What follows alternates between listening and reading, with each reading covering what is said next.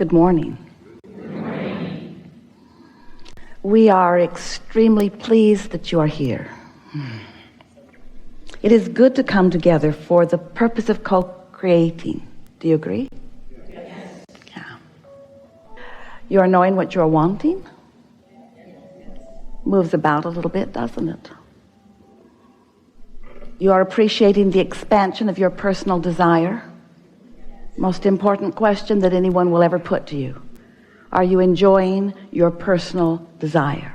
Yes. Because if you are, that means you are in the vibrational vicinity of it.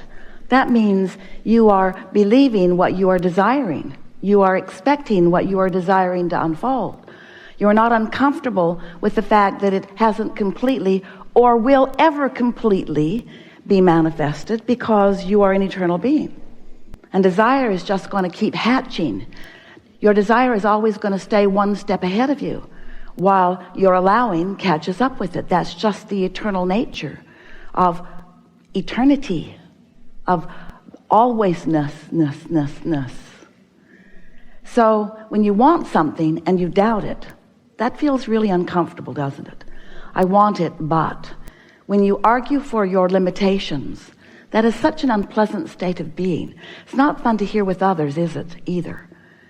They express sometimes that they desire something, and then you watch them just shoot themselves in the foot with statements that contradict their own desire.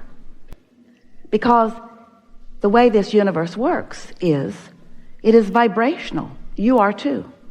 And you are constantly emanating vibrational signals. And when the vibrational signal of your desire is different than the vibrational signal of your belief, then you've got contradictory vibration going on within you. Your vibration is not clear, it's not pure. So law of attraction, as law of attraction is responding to your vibration, is responding to the mix rather than to the clarity or the purity of your vibration. When you want something and you don't doubt it, then there's no split energy going on within you, and it happens quickly. And there are many things in your life that are like that, both wanted and unwanted. In other words, if you have a strong belief and it's about something that you don't want, but it's dominant, a belief is just a thought you keep thinking, isn't it?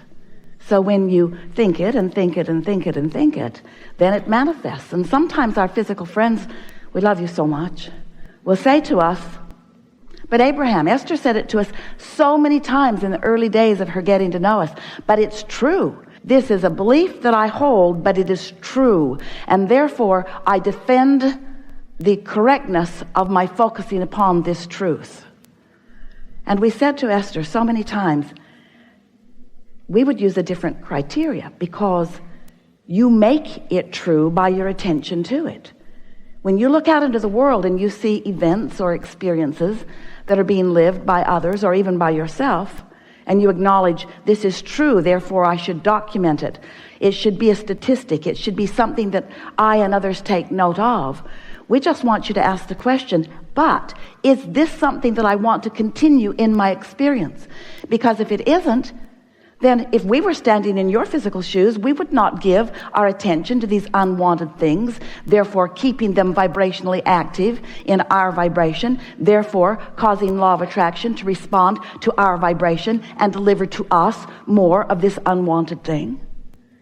In your physical world, you are objective, and we get why, because you're here to explore. But as you weigh the pros and the cons and the pluses and the minuses, you just contradict your vibration. If you would just weigh the pros and the pros and the pros and the pros and the pros and the pros and the pros, pretty soon you would practice the pros and the pros and the pros and the pros and the pros and the pros and the pros and the pros, and that would be your dominant vibration, and that would be your experience. And others would look at you and say, you're not normal. You're not normal. Things are always working out for you.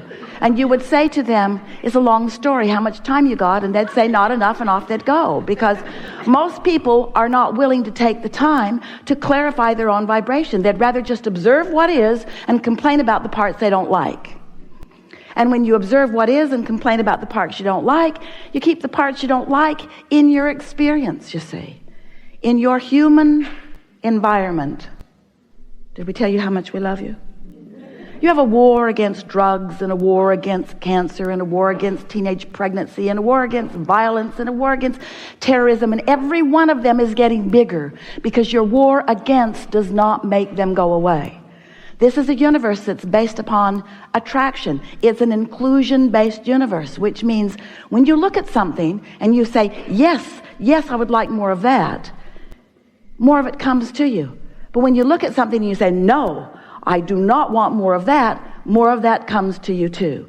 Because the universe does not hear your yes or your no. The universe hears your attention to the subject, you see. So every time you're looking at something and saying you don't want it, what the universe is acknowledging is you've got an active vibration about it. And so here's some more. I still don't like it. Well, how about this? No, I don't like it even more than I didn't like it before. Well, then try this. Now, it's not really like that. That's how it feels to you. In other words, the law of attraction is not punishing you and not trying to teach you any lessons. It's like the law of gravity. When you were first introduced into this physical world, your instructors, your parents, and your teachers did not say, the law of gravity hates you. And when you jump off of tall things, it's going to really hurt you.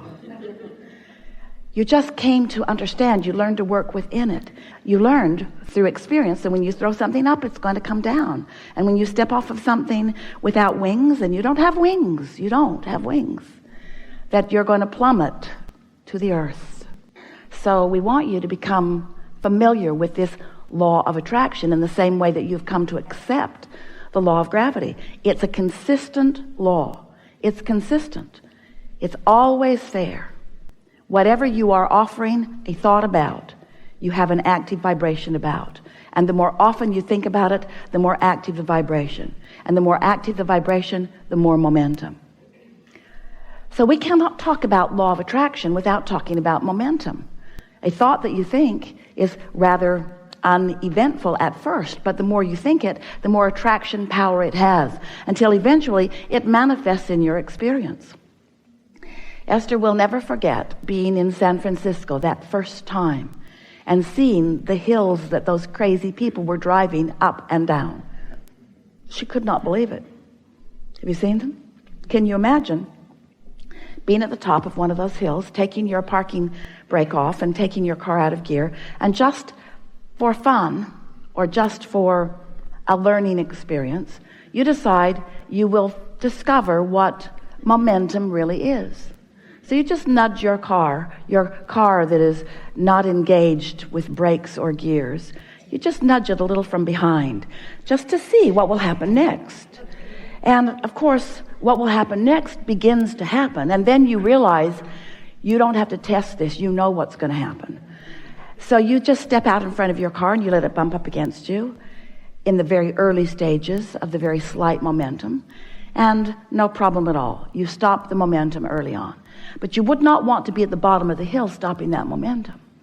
And that's the way we want you to think about the thoughts that you think that are not serving you. You want to stop the momentum of them in the earlier stages. And sometimes our physical friends say, but I have a strong belief because so much has manifested that has proven this to me. And we want to remind you, and we will continue to remind you, that the reason that things continue to manifest is because you have an active vibration about them.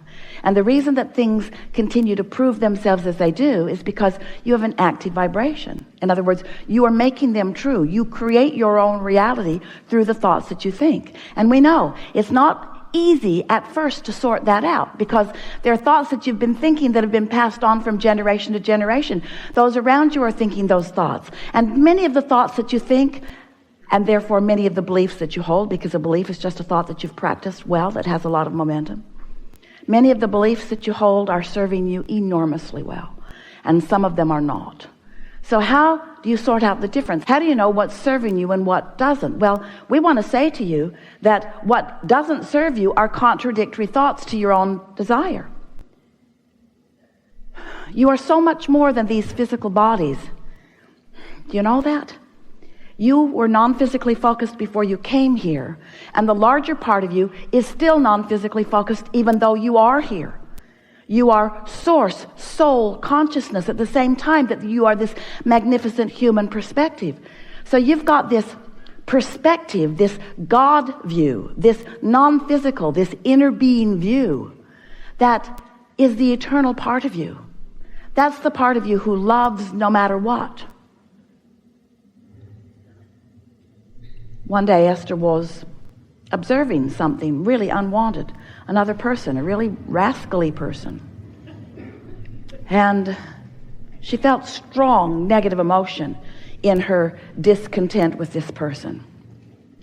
And later on she was talking to us, why do I feel this way when I think about that person? And we said, because you are not looking at that person the way the source within you looks at that person. What do you mean?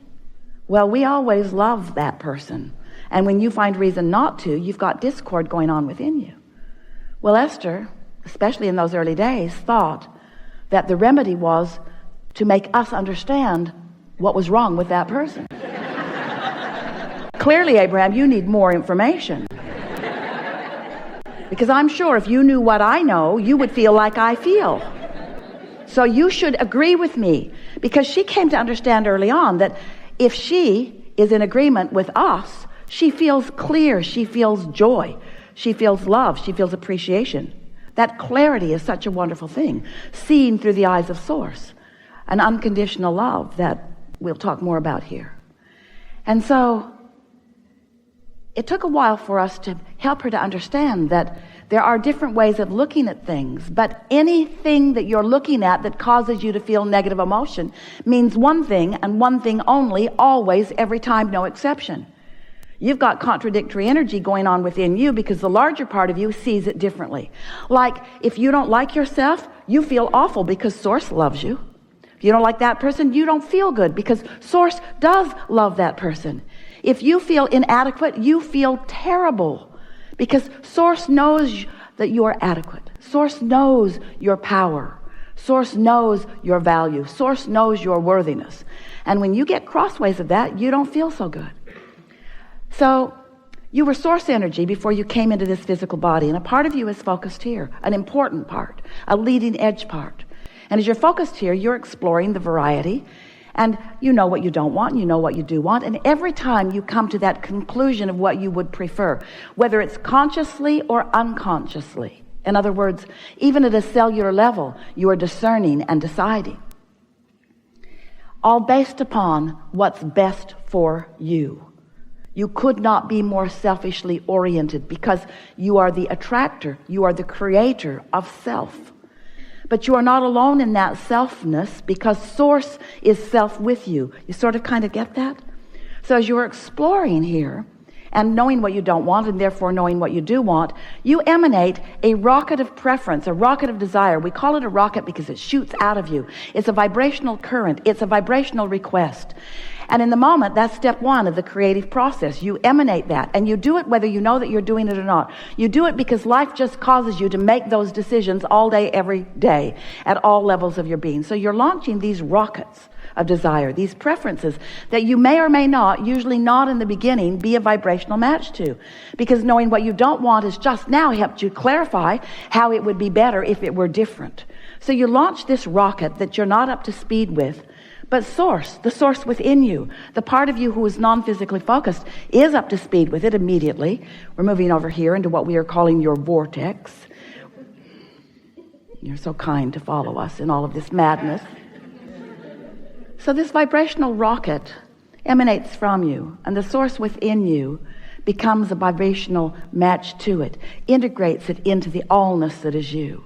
It's another preference that you are adding into the fullness that is you. And Source is immediately, instantaneously up to speed with your new request, which is the reason that you could potentially feel negative emotion. Because if you are not instantly, and you usually aren't, up to speed with the new request, in other words, you don't believe it in most cases because most of you need to see it before you believe it, which is so backwards. You got to believe it before you're going to see it. Source knows it.